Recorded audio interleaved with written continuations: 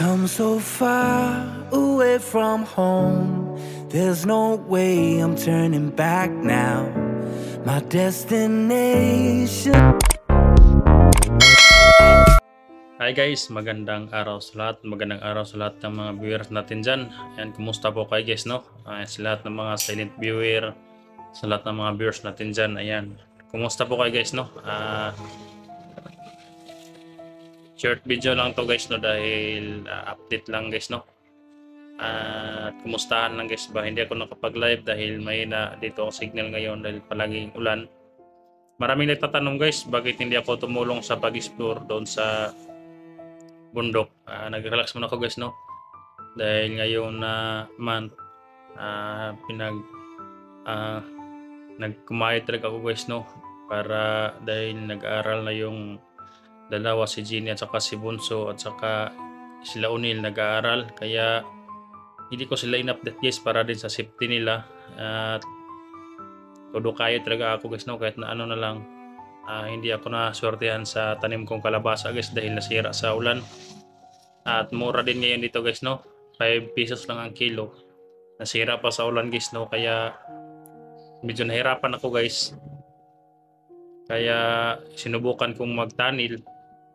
Sa ngayon, hindi pa natapos yung pagpaplanta namin. Kaya sana lang guys, no, na makakuha kami ng ginto para makaahon-ahon din sa mga bayaran at saka sa mga damit ng mga tinutulungan ko mga ita guys, no? Dahil mahirap kapag sa katulad ngayon guys, no? Minsan konti lang yung tulog ko guys dahil nag-prepare pa sa kanila.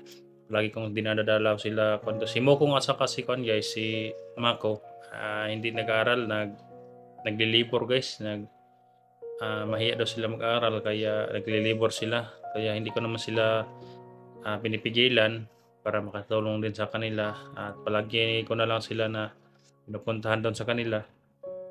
Kaya labis ako pasalamat guys, no, sa inyong lahat. Ayan, shoutout po sa inyong lahat guys, no. Sana lang na makapagtapos yung mga alaga ko guys, no. Kumusta ka guys, no?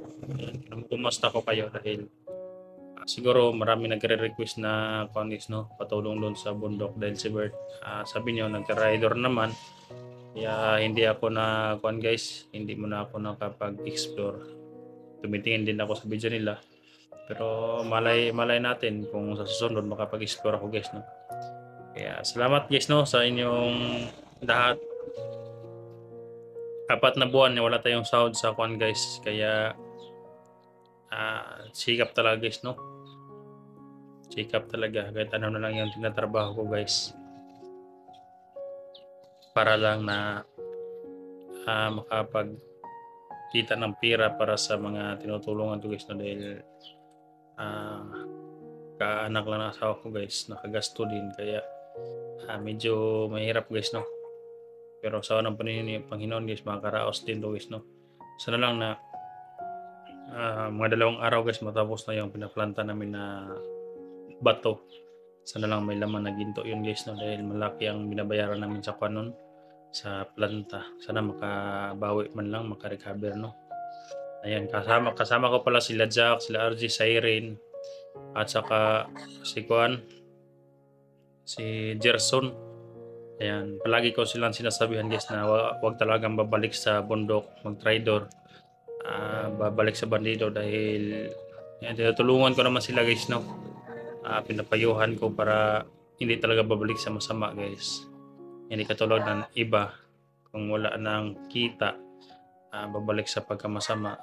Kaya ako din ang tulay nila guys, no, para sinasabihan ko sila na wag talaga mabalik sa bundok. Yung mga request nyo guys na tutulungan yung mga hunters na nagigipit, sana dumating ang panahon na makatulong tayo doon guys, no. Kailangan ko na rin na pag-isipan dahil marami na akong ngayon guys, marami na akong obligasyon dahil nag-aaral yung mga alaga ko guys, no. Kaya lang guys, no. Yan, shoutout kay Prini dyan, shoutout siya dyan.